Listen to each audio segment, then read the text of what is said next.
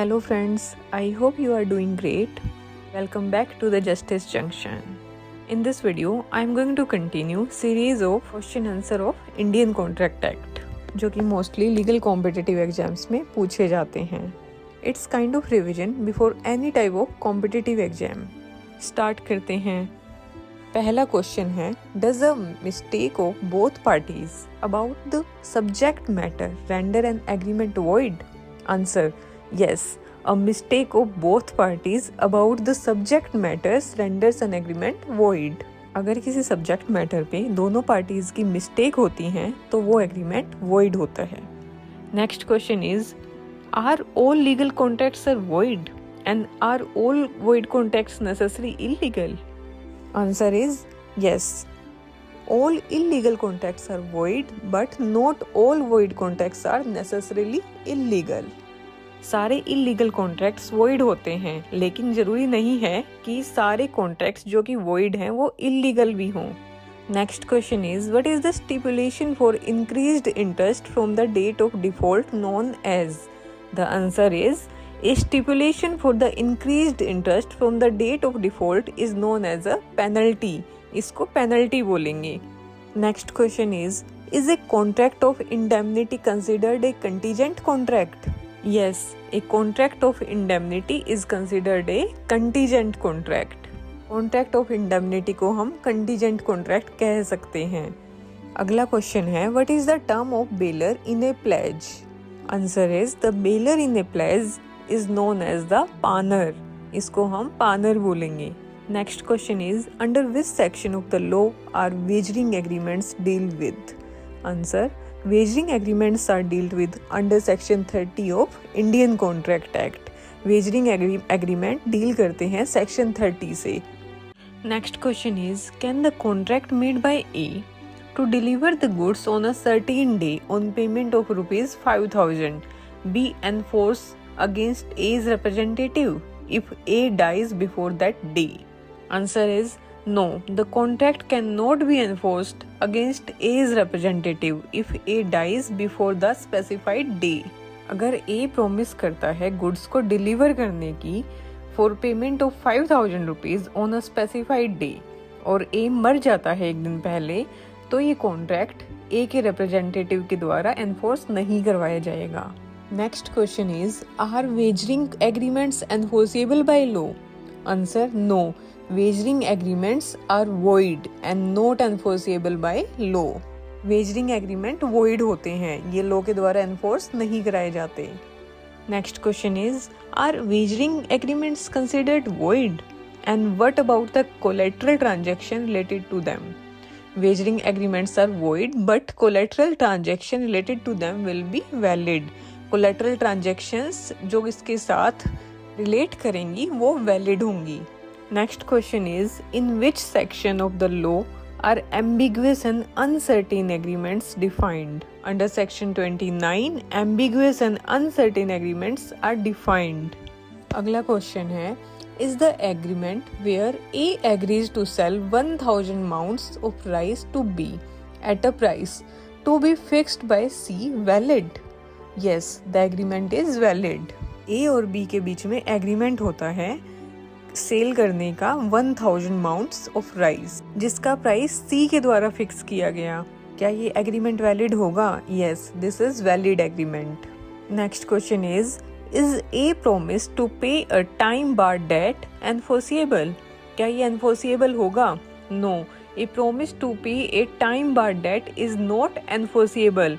ये एनफोर्सिएबल नहीं होगा. Next question is, what is the term for the cancellation of contract due to impossibility of performance? The cancellation of a contract due to impossibility of performance is called frustration. इसको frustration बोलेंगे जब कोई contract form करना impossible हो जाए.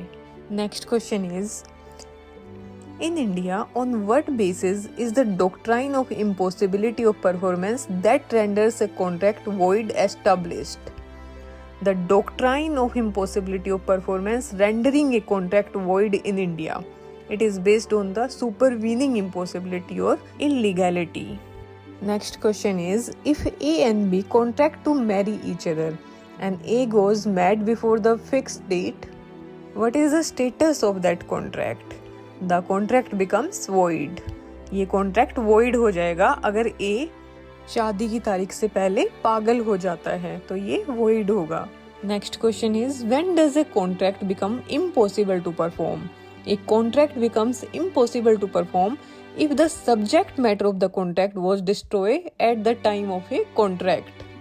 Contract जब impossible हो जाता है परफॉर्म करना जब सब्जेक्ट मैटर जो कॉन्ट्रैक्ट का है वो डिस्ट्रॉय हो जाए at the time of contract. Next question is, what can lead the frustration of contract? A contract can become frustrated due to change in the subject matter of the contract. अगर contract के subject matter में कोई change आता है तो वो contract frustrate हो जाता है. Next question is, what is the term for the restoration of benefit received from a voidable contract when the person at whose option the contract is voidable and resigned it? Answer is, the restoration of such benefit of the person from whom it was received is called restitution. Benefits को restore करने को restitution बोलते हैं. Next question is, according to section 74 Indian Contract Act 1872, what limit does the court have when awarding damage for a contract of breach? The court cannot award damage exceeding the amount stated in the contract. Court कभी भी इतना damage award नहीं करेगी जो दिए हुए contract से exceed करे. Next question is, when a party to a contract liable for the committing of breach? A party to a contract committing a breach is liable to pay compensation in the respect of the direct consequences following from the breach. Party liable होगी compensation के लिए जो उसने breach commit किया है. अगला question है, What is it called when before the due date of the performance the promisor outright refuses to perform the contract? It is known as the anticipatory breach of contract. अगर due date पे promisor refuse कर देता है perform करने को contract तो उसको anticipatory breach of contract बोलेंगे. Next question is, when will a promise to pay subscription for a charitable purpose be enforced by law? A promise to pay a subscription for a charitable purpose will be enforced if steps have been taken in furtherance of the promise. Next question is, what is the term for the compensation awarded to a party who does not suffer any financial loss in the case of contract of breach? The compensation awarded is a nominal damage when a party who does not suffer any loss in case of breach of contract. Next question is, under what circumstances is a contract considered valid when one of the parties mistaken about the matter of fact? Next question is, what does suppressio vari refer to in legal terms? Suppressio vari refers to the active concealment of a fact by someone who has knowledge or belief of the fact. अगर आपको facts की knowledge है फिर भी आप उसको छुपाते हो तो उसको suppressio vari बोलेंगे. Next question is, how is a catalogue of goods for sale typically regarded in legal terms? A catalogue of goods for the sale is considered an invitation to offer. इसको consider किया जाएगा invitation to offer. Next question is, when should the loss or damage arising from a breach of contract be ascertained? The loss or damage arising from a breach of contract should be ascertained at the date of the breach of contract. ये ascertain किया जाएगा जब contract का breach हुआ है उस दिन से. Next question is, in what circumstances is a person who enters into a bail bond, recognizes or gives a bond for the performance of a public duty or act liable upon breach? A person who enters into a bail bond, recognizes or gives a bond for the performance of public duty or act under the provisions of any law or government order shall be liable to pay the whole sum mentioned therein upon a breach. Next question is, what is the basis for taking action under the remedy of quantum merit? The basis for taking action under the remedy of quantum merit is restitution. Next question is, which section of the Indian Contract Act 1872 deals with the effect of accepting performance from a third person? Section 41 of Indian Contract Act 1872 deals with the effect of accepting performance from a third person. Section 41 deal करता है जिसमें acceptance perform की जाती है third person के द्वारा. Next question is, what is the conditions under the law of limitation of suits in a contract regarding a promise to pay a debt of the creditor? The law of limitation of suits in a contract allows enforcement for a promise to pay wholly or in part a debt of the creditor if it is made in writing and signed by the person to be charged with it. Next question is, what do you call a person whom the agent names to act in the business of the agency with express or implied authority for a specific part of the agency's business? Such a person is called substituted agent under section 194 Indian Contract Act. Next question is, what is the term for the every promise and every set of promises that form the consideration for each other? Every promise and every set of promises that form the consideration for each other called the agreement. इसको agreement बोलेंगे. जो promise और set of promises के साथ consideration को भी form करे उसे agreement बोलेंगे. Next question is, how is reasonable time for the performance of a contract determined when no specific time is specified? Reasonable time for the performance of a contract into the absence of the specified time is considered to be a question of fact. इसको एक question of fact माना जाएगा जो depend करेगा उस situation के fact and circumstances पर. Next question is, does a contract stand discharge solely due to a delay in performance? No, a contract is not discharged by a mere delay in performance.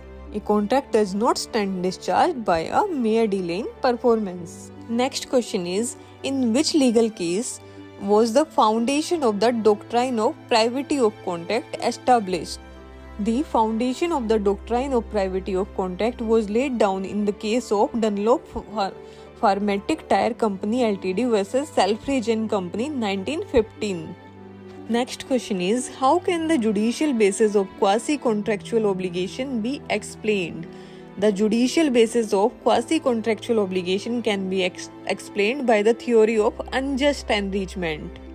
Unjust enrichment is a legal principle that addresses situations where one party benefits or gains at the expense of another party without a legal justification or valid reasons. In other words, it occurs when someone receives a benefit or something of a value that they are not entitled to, and it would be unfair or unjust for them to keep them benefit without compensating the party from whom they received it. Next question is, Harris versus Nickerson case किस concept से relate करता है? It relates to invitation to offer. Harris versus Nickerson case is related to the concept of invitation to offer. Next question is, Leslie Ltd versus Shell case किससे relate करता है? It relates to the doctrine of restitution. Leslie Ltd versus Shell case is related to the doctrine of restitution. Next question is, which legal case deal with the principle of remoteness of damage? Hadley versus Baxendale case led to the principle of remoteness of damage. Hadley versus Baxendale case relate करता है remoteness of damage से. Next question is, what does section 168 of Indian Contract Act 1872 allows the finder of goods to do regarding the owner of the goods? Section 168 of the Indian Contract Act 1872 allows the finder of goods to sue the owner of the goods for a specific reward offered by the owner for the return of the goods. Next question is, which legal case is associated with the concept of past consideration? Lampley versus Brathwaite case led to the past consideration. Next question is, what is the legal consequence when the acceptance contains additions, limitations or other modification to an offer? An acceptance contains additions, limitations or other modification shall amount to the rejection of the offer and create a counter offer. Next question is inadequacy of the consideration relevant when determining the question of free consent? Yes, inadequacy of consideration is relevant when determining the question of free consent. ये relevant होगी जब हम ये determine करेंगे क्या ये free consent का question है. Next question is, in cases of a joint promisee, who can generally be compelled to perform the promise? Generally, any one of the joint promiser can be compelled to perform. Generally कोई भी joint promisee contract को perform कर सकता है. In cases of joint promise, generally a promise can be compelled to all the promisers to perform and any of them to perform and some of them to perform. Next question is, what is the permissible time frame for the performance in the contract that does not specify a time for performance?